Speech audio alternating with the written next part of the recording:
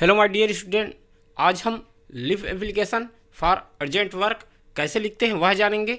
आप देख रहे हैं डीडी की पाठशाला। मैं हूं आपका गुरुजी दानेश्वर ध्रुव जी। तो चलो करते हैं एप्लीकेशन लिखना शुरू जी।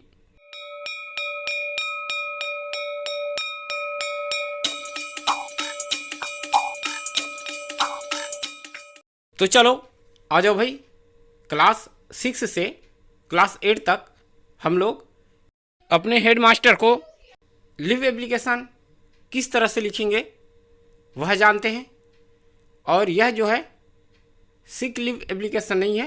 अगर आपके घर में अर्जेंट वर्क है, काम है, तो आप लिव एप्लीकेशन कैसे लिखेंगे वह जानेंगे। अगर सिक लिव और अन्य लिव एप्लीकेशन है वह जानना है तो हमारे चैनल के प्लेलिस्ट में जाइए। ग्रामर पोर्शन में आपको जो एप्लीकेशन है मिल जाएगा। तो आज हम live application for urgent work लिखेंगे। तो किस तरह से लिखना है वह जानते हैं। तो लिखना प्रारंभ करते हैं और सीखते जाते हैं। ठीक है। तो देखो, जैसे हम लोग हिंदी में लिखते हैं सेवा में श्रीमान प्रधान पाठक जी, वैसे ही हम लोग लिखेंगे। मार्जिन दिख रहा है, उसके जस्ट लिखेंगे टू एंड सेकंड लाइन में लिख देंगे द हेड मास्टर। अगर क्लास टीचर को लिख रहे हैं तो द क्लास टीचर लिखना, अगर प्रिंसिपल को लिख रहे हैं तो द प्रिंसिपल लिखना। ठीक है, टू द हेड मास्टर। उसके बाद स्कूल का नाम लिखना है और जहाँ पढ़ता है वह लिखना है। जैसे कि मैं लिखता हूँ यहाँ पर गवर्नमेंट मिडिल स्कूल गरियाबंद, ये लिख लिए। अब उसके बाद लिखेंगे सब्जेक्ट अर्थात विषय।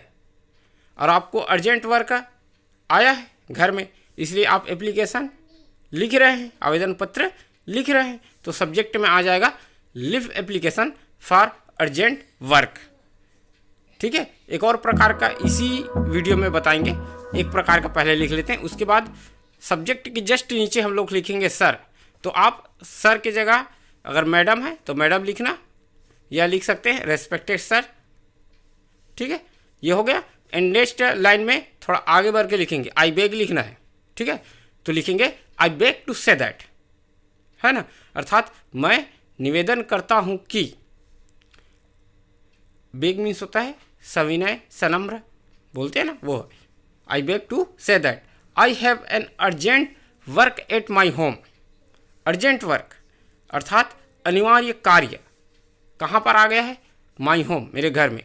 तो मेरे घर में आवश्यक कार्य आ जाने के कारण, और लिखेंगे इसी लाइन में। ठीक है, अगर पहला लाइन फिल हो जाता है तो हम लोग मार्जिन से चिपका कर लिखेंगे सेकंड लाइन को। ये पैराग्राफ है। ठीक है, तो 2 पैराग्राफ में बनेगा। तो कहाँ तक आ गए? होम तक लिखे। उसके बाद लिखना है ना, so I am unable to come to school today. अतः आज मैं शाला आने में असमर्थ हूँ, विद्यालय आने में असमर्थ हूँ। ये हो गया आपका पैराग्राफ। अब सेकंड पैराग्राफ लिखेंगे तो आई के जस्ट सीध में लिखेंगे आगे बढ़ के। तो यहाँ पर हम लोग लिख देंगे काइंडली ग्रांट में लीव फॉर 1 डे, क्योंकि हम लोग केवल 1 दिन की छुट्टी ले रहे हैं। हो जाएगा काइंडली ग्रांट में लीव फॉर 1 डे, ये हो जाएगा। और काइंडली के जस्ट नीचे लिख देना थैंक्स, धन्यवाद। और सीधा मार्जिन दिख रहा है, नेक्स्ट लाइन में लिख लेना डेट, और सीधे सीधे में लिखेंगे आज का डेट लिख लेना।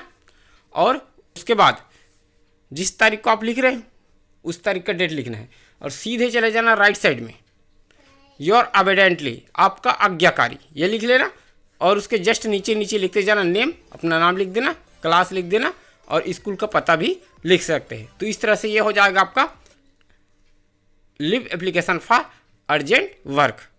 और इसी एप्लीकेशन को एक और अन्य तरीके से भी लिख सकते हैं। ठीक है, इसको पहले मिटा देते हैं और नेक्स्ट पेज में लिखना प्रारंभ करते हैं। तो जैसे ऊपर में लिखे थे ना, to the headmaster government middle school Gariaband, same वैसे ही रहेगा। सब्जेक्ट थोड़ा चेंज हो जाएगा। इसमें लिख दिया जाएगा an application for leave for urgent piece of work, अति आवश्यक काम के कारण आवेदन पत्र। ठीक है, अब जैसा लिखे थे सर वैसे ही लिख देना। और पहला पैराग्राफ में थोड़ा सा चेंज रहेगा, सेकंड पैराग्राफ वही रहेगा। जैसे ये हो जाएगा I beg to say that I have an urgent piece of work at my home, so I am unable to come to school today.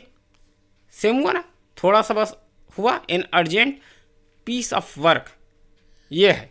इस तरह से भी एक प्रकार का आवेदन लिख सकते हैं, ठीक है। एंड नेक्स्ट सेकंड पैराग्राफ में इसका लिख देना, kindly grant me leave for 1 day. ये हो गया आपका 2 पैराग्राफ। और जस्ट उसके लिए लिख देंगे थैंक्स, धन्यवाद। और मार्जिन के सीध में लेफ्ट साइड डेट सीध में लिखना, और राइट साइड आ जाओगे तो your ओबीडिएंटली and name and class and school, इस तरह से फिल करने। तो आपका जो नंबर है ऊपर में लिखोगे आप लोग, to the headmaster government middle school Gariaband, ये लिख रहा है अपना स्कूल का पता लिख रहे हो कोई भी, तो उसमें अलग नंबर रह जाएगा। अब जब सर के नीचे लिख रहे हो आई बेग टू, ये 2 पैराग्राफ, इसमें अलग नंबर रहेगा। एंड लास्ट वाला डेट और योर ओबीडिएंटली लिख रहे हो, इसमें अलग नंबर। तो अगर अनुमान लगाया जाए तो ऊपर जो लिख रहा है टू द हेड मास्टर, उसमें 1 नंबर हो गया मान लो, और नीचे का डेट और योर ओबीडिएंटली ये पता लिख रहे हो, ये हो जाएगा आपका 1 नंबर, 2 नंबर हुआ। और 3 नंबर का हो जाएगा जो बीच में लिख रहे हो वो। तो इस तरह से कुल 5 नंबर का आता है। तो इस तरह से इसका नंबर में डिवाइड होता है। तो आशा करता हूँ यह जो एप्लीकेशन है आपके लिए हेल्पफुल होगा।